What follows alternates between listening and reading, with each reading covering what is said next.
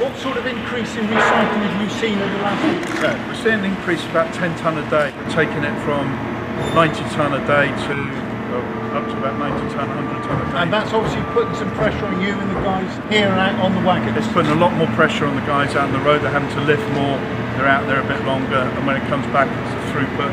I hope they know how grateful we are of them. Where does all this cardboard go? All the card goes to a company called B&NES for reprocessing, and it'll get recycled into other card.